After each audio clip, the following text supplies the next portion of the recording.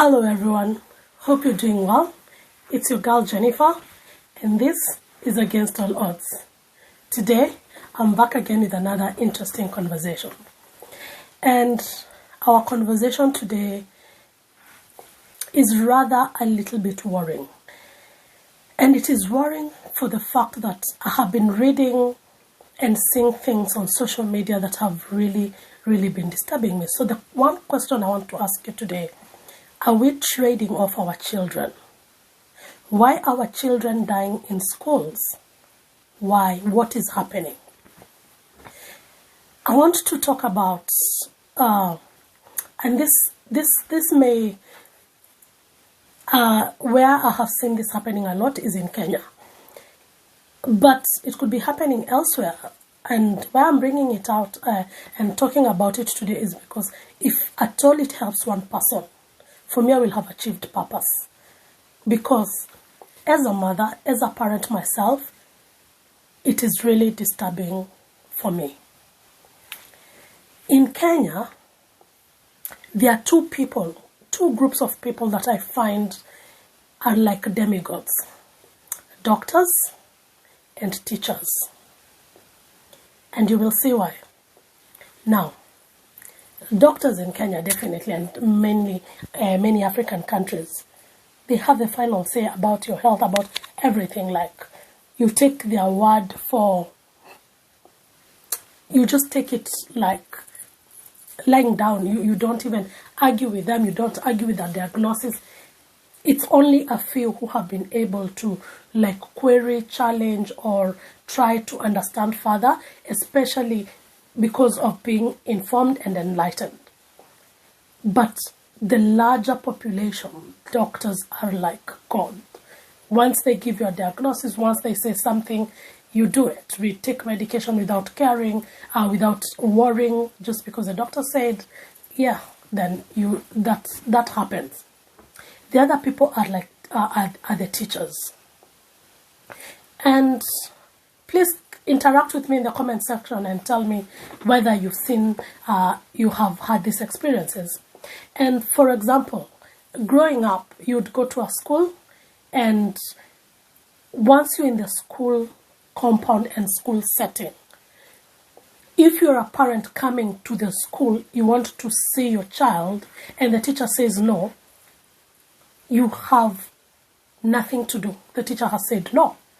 And that would happen. Whatever teachers tell our children in school in Africa, I remember sometimes it was so difficult for my mom to try, though my mom herself was a teacher, but I have seen other situations where your kid will come home and you're telling them one thing, and because the teacher said another thing, the kid will tell you, no, the teacher said this, and between your word and the teacher's word, the teacher's word carries the day. But that is okay if things are working out well and everything.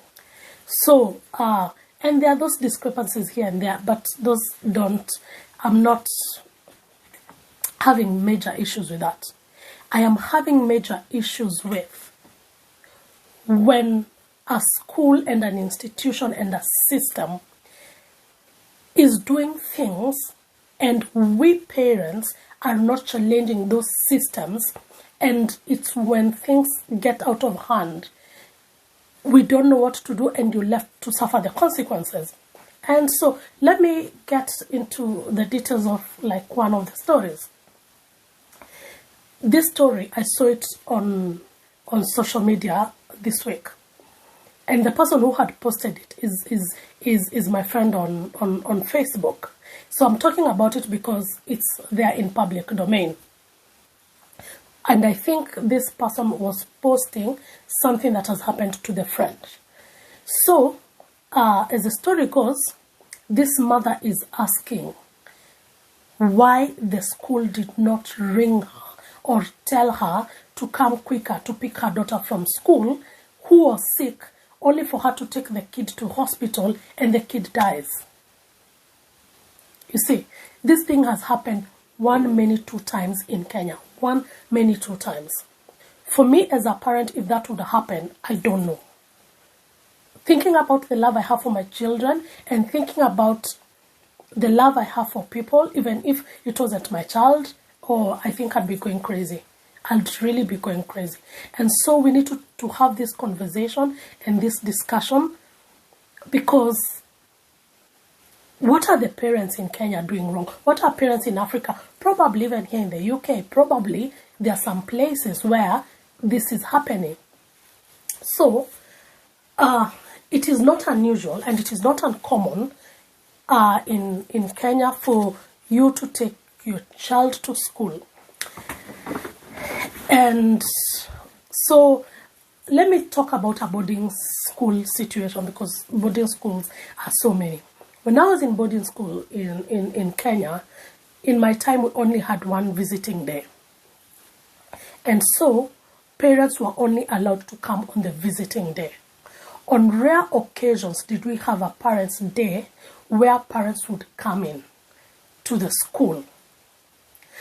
So if your parent happened to come in the middle of the term, and a term would be a 3 months long term, if your child, if your parent happened to come from the blues in the middle of the term, they would talk to the teachers at the staff room or wherever they meet the teacher and go back without setting an eye on you. That would happen. Not unless, in my boarding school, not unless they found this very friendly teacher who would do it like behind the scenes and allow you to see your child, but speak to your child in their presence without going out, which was very rare. Most of the times, parents would be turned back. And it looked okay. It looked okay. But is it really okay? Is it really okay? I know schools have regulations because things can get out of hand and everything. But for me, I have this question. Why can't a school come up with an order and a system of, if you want to come and see your child when it is during term time, these are the times you're supposed to come in, or this. And then also, after having those rules and regulations, why can't they also go further and go case by case? Because there are some reasons why a parent would want to come to school and see their child. For example, like my parent, my dad, when I was in boarding school, most of the time my dad used to work outside the country. So you can imagine, maybe I'd be closing school when my dad is not home. And then if my dad comes back when I'm already back in school and is not allowed to see me, then he will not be available over the visiting day. Then by the time I go back home, then it meant I would never see my father, you know. Lucky for me, my dad's job, he would plan his coming home and things within the timings of coming to visit me, or when visiting days, or when we were in over the holidays. But realize I was not the only one in boarding school. There was a time we were in high school and my brothers and I were in different schools. So if our visiting days were different, what would happen? You see? So, but that happened then. Unfortunately, the same is still happening in some situations now. So I want to ask, why are schools not evolving with time and adapting and changing with things? Because this is an era and a time where people are struggling with their mental health. And this child is in school. Maybe they're homesick. I remember so many times I was so homesick. I was so homesick. And you couldn't go home. But leave alone those things. Let's just leave out. I'm just painting the picture of how it was. Now, in those days, and still is in some places today, when I was in boarding school, we had a matron who was not a trained nurse, neither a trained health professional, but she was just a matron, and that matron doubled up as a school nurse. And when we would be sick, we would go to the matron and would go in the morning, sometimes lunchtime. She would open lunchtime, which would be rare, but mostly morning and evening within a certain period of time. And if you were sick, Always remember, the only medication should give you is either paracetamol, aspirin, or just very basic medication. And most of the times when we went and when people would go to the matron, most of the time the matron would give you, if you go 2-3 times, then she'll start saying you're pretending. So you can imagine you're in a boarding school. I was in a boarding school where sometimes we struggled even to have clean drinking water. So we would go to the stream and fetch water. The stream we're going to is a stream where animals are coming, so they're contaminating the water. The villagers and we ourselves, when we go to fetch water, sometimes we'll just go and wash our clothes by the stream, because you do not want to carry water all the way back to school uphill, then go and use the same water to wash your clothes. So you'd come with your clothes, wash them beside the stream, then carry them in a different maybe bag or bucket, and use one bucket to carry water back to school that you'll use for showering. And even sometimes we'll drink from the water, from the bucket water. So for me, drinking water from a bucket is nothing new to me. I have done it many times. I was in boarding school. That's how I would survive. And so because of that, this contaminated water, we had a lot of stomach bugs. The most common one in Kenya is typhoid.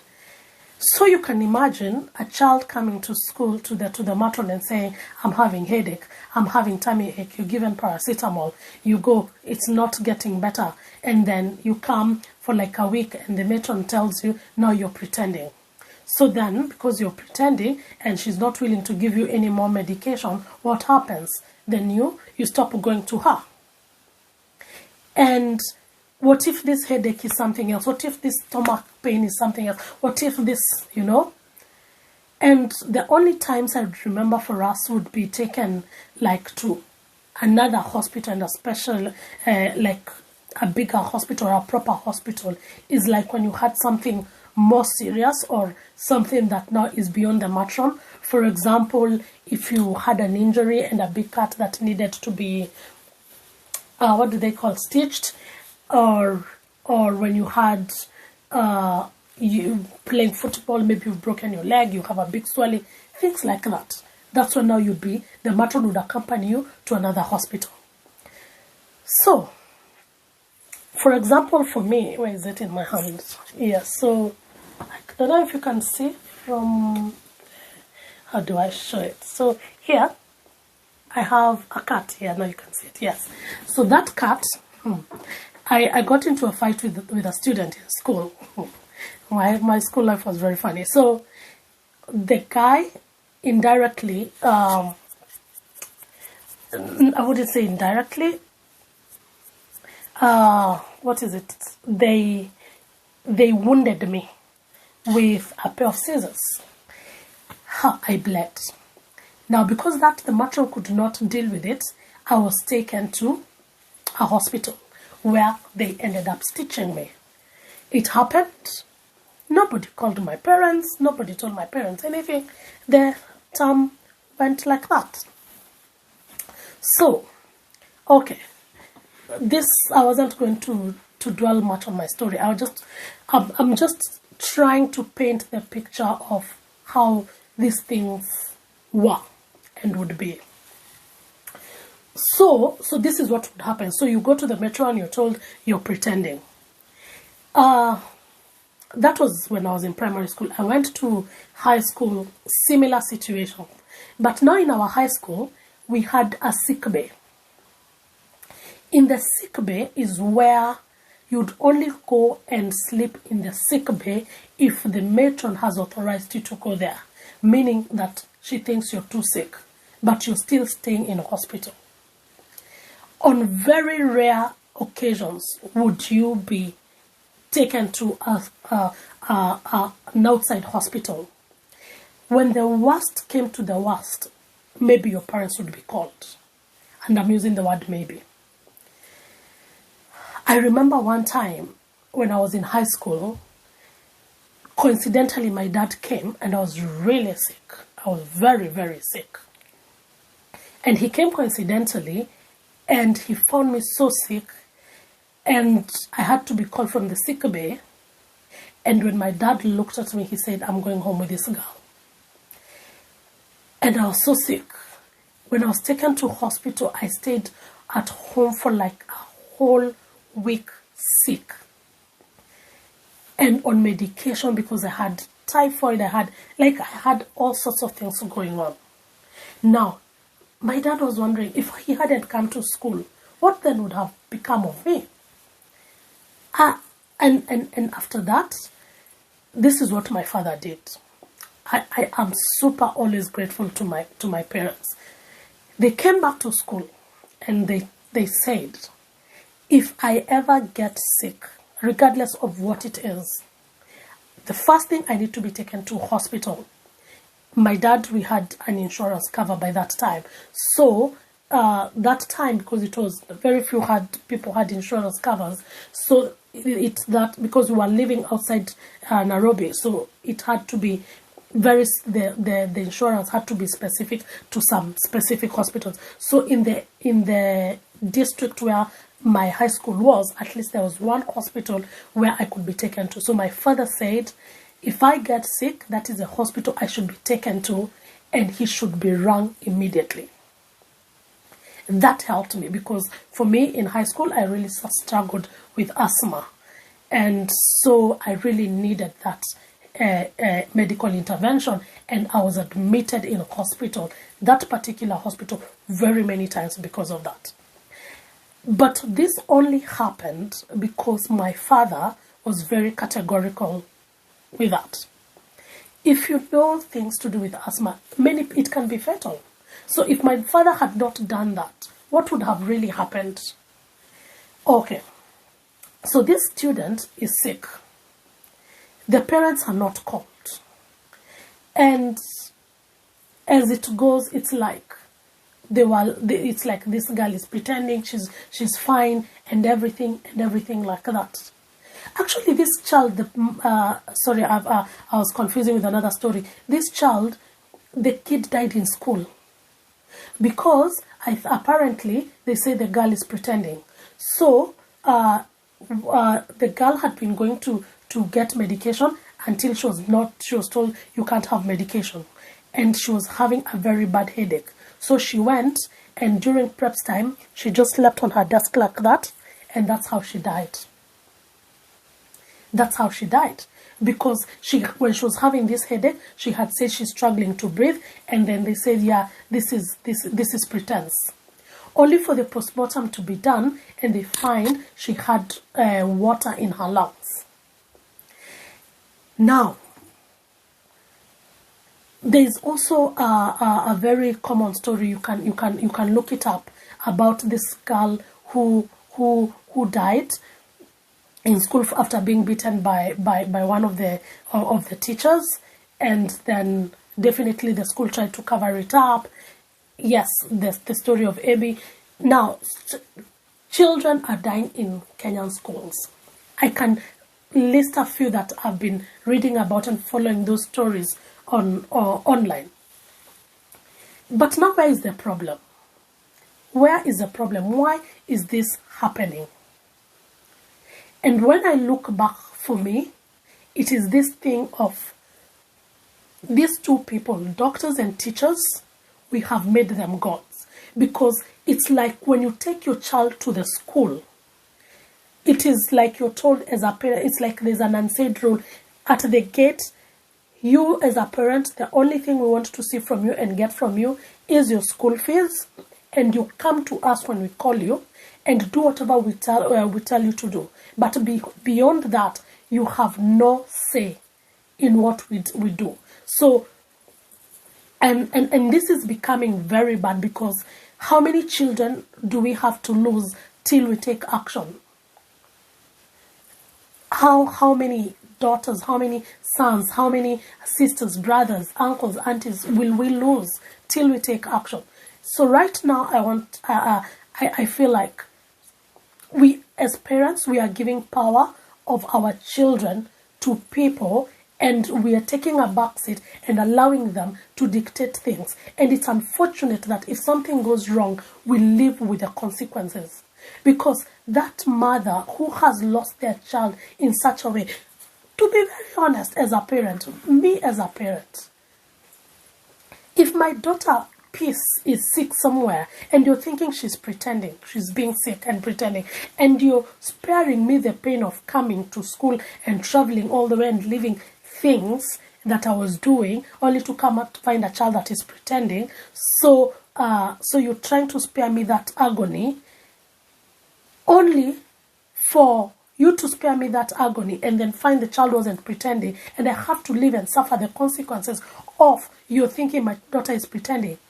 I would rather come and find that daughter pretending and have that self-relief of like, okay, at least she's not sick. And find a way of telling her, you know what could be the problem, because why are you pulling this move, and find the underlying reason and problem that is making her use sickness as a weapon or as a tool or as an excuse to want to the attention. Find out what is the underlying issue, than you assuming she's pretending and I have to live with the consequences if something goes wrong. I know in Africa people are struggling with money and finances, but I promise you, I do not think there's any sane parent who will be so cross to come and find a pretending child and deal with that issue. They would be more angry for you to assume the child was pretending and then realize the kid was not pretending, and for them they have to live with the consequences of losing a child and burying a child when a head teacher, a deputy, and other teachers are walking free. Forgive me if I'm getting a bit emotional on this, or it's for me it's very disturbing. It's very disturbing. As people, teachers have their place, and I respect teachers. They have molded us to be who we are today.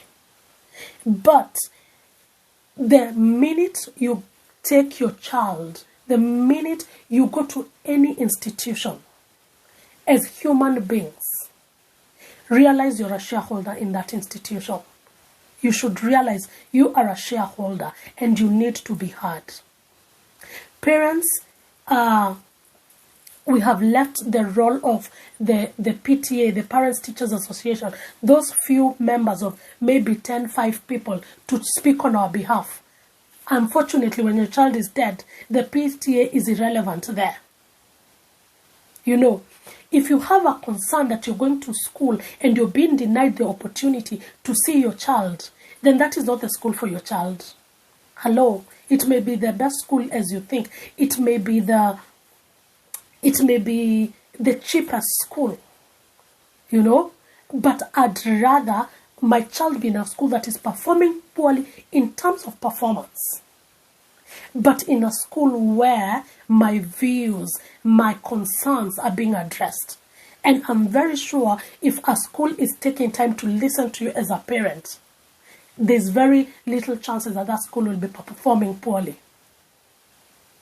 A school that will be performing poorly, the administration is very weak. And chances are you will struggle with many things and your child will be struggling in that school. So, as a parent, as a guardian, as somebody who is taking care of anybody, even colleges, it's unfortunate that this thing happens even in colleges, because there are colleges where the rules are more like the high school and primary school rules.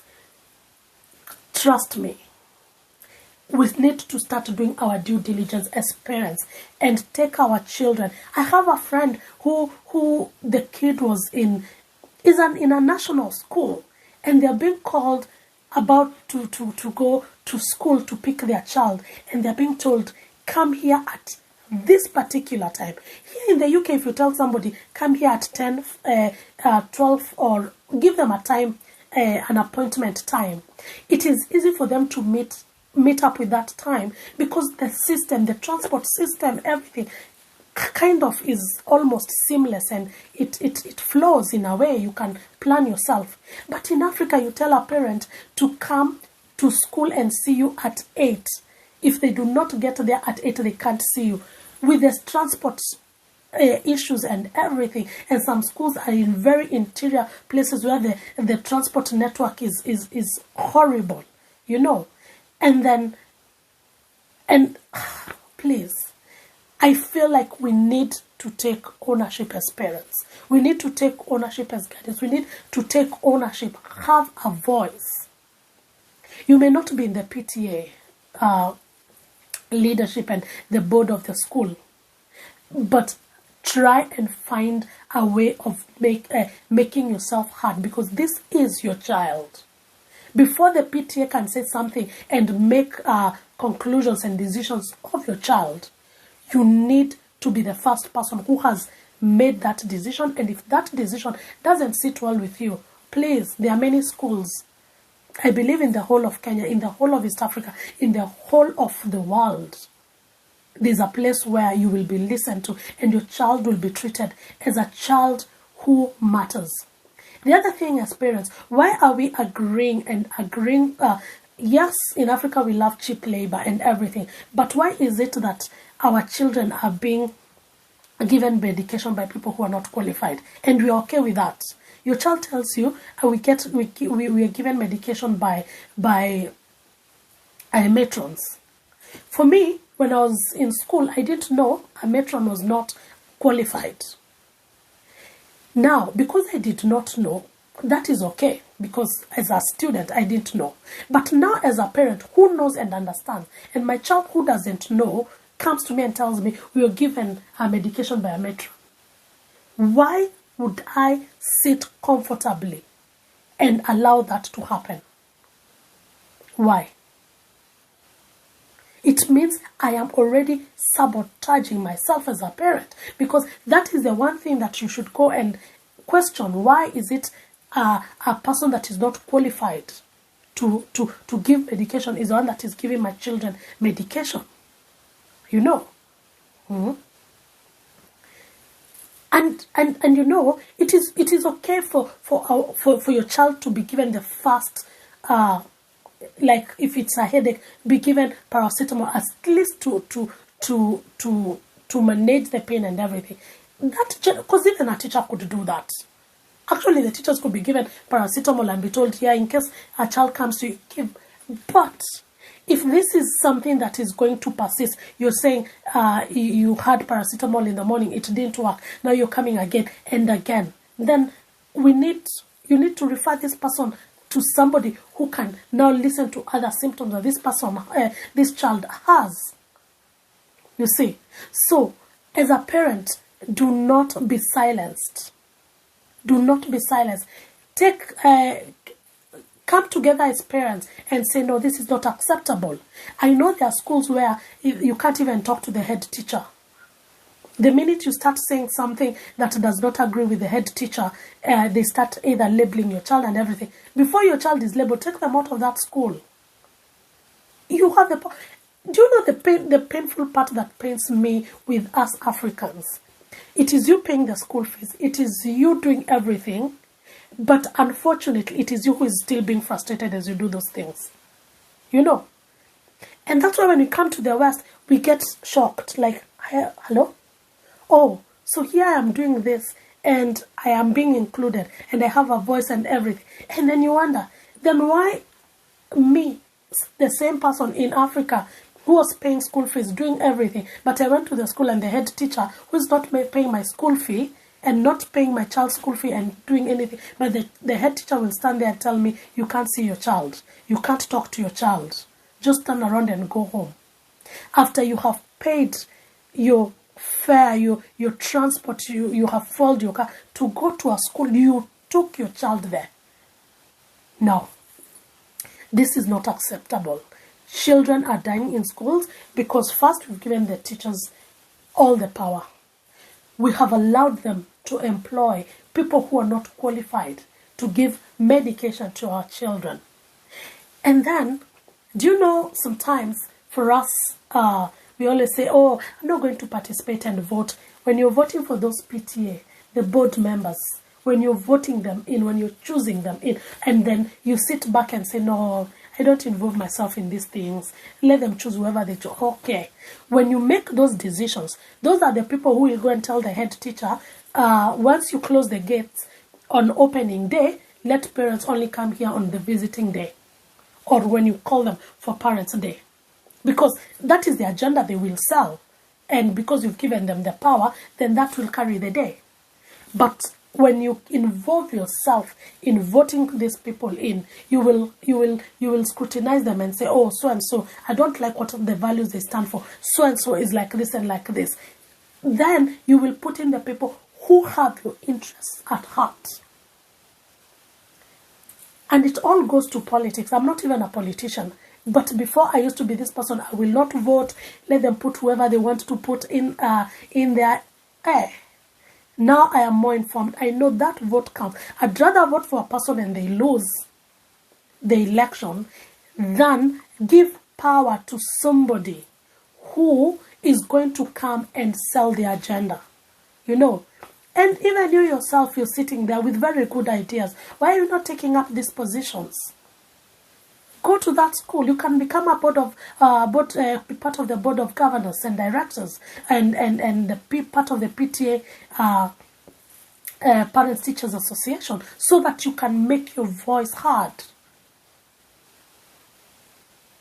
You know, our children should not die in schools anymore because of our ignorance as parents, our ignorance as sisters, our ignorance as brothers, our ignorance as a community and as a society. Africa, we must arise. Africa, we must stop giving power to people who have no interests, our interests to heart. People who are out there even to come and even frustrate us the more. Because when our children grow up in those environments, what kind of leaders do they come out there to be? Because they are frustrated. They know anytime I say I'm sick, I'll be told I'm pretending. You know. We would get sick and they'll tell us we have hysteria. Would be in schools where they put paraffin in our food so that we don't have hysteria. All the weird and crazy things happen. And would go and tell your parents, yeah, they put paraffin, and the parents is like, no, it can't happen. But your parent is not in school to eat that food. It has happened many times. So, before we give our power to other people, we need to take charge. Before we give power to people who do not deserve, and they come and they start stepping on our heads, on our shoulders, and on every part of us. We need to rise to the occasion. We need to rise to the occasion. This may not be one of the most, what will I call it, popular videos, but for me, that one person who will take charge and say, I have given my power to people that do not deserve, in whatever capacity, be it in schools, be it at work, be it in whatever setting it is, you need to take back your power. You need to take back your authority and your say, and please do not allow your voice to be silenced. Do not be silenced, because unfortunately, when your voice is silenced, the consequences will be yours. And unfortunately, I do not think dealing with the loss of a child, I would never want to be there myself. And just imagining the pain of some of the parents, I don't think this is one thing I would want to deal with. So because of that, I am educating you as I also educate myself and tell myself I need my child and my children to be in a place where I can have the opportunity to interact with them when I want to, or when I feel, because sometimes you have your sixth sense telling you something is wrong, and you may want to go to school. So like today, if I went to my child's school, nursery, and I said I want to see peace, I don't think they would say no. I don't have a problem them asking me why, but if I tell them, I just sense in my heart she's not fine. They would want me to see her to reassure me. So, please, let's take our authority back and let us use it wisely. Because as I always say, to change the world, you need to change your minds. This has been Against All Odds. Catch you in the next video. Bye.